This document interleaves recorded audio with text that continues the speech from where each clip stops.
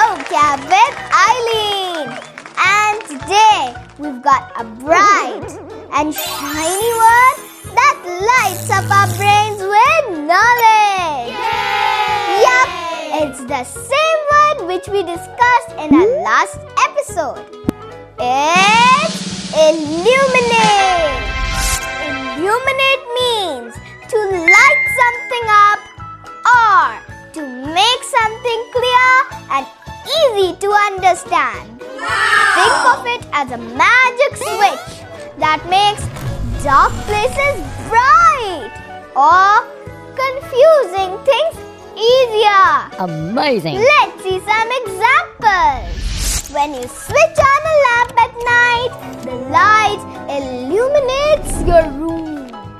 During festivals, colorful lights illuminate the streets and make everything look beautiful. Wow! Or when our teacher explains a tough lesson, she helps illuminate the idea in our mind. Fantabulous. And that's all for today. So kids, go out and illuminate your world with kindness, curiosity, and lots of learning. Yay! If today's word brightened your day, don't forget to like, share, and subscribe to Vocab with Aileen. See you next time. Bye.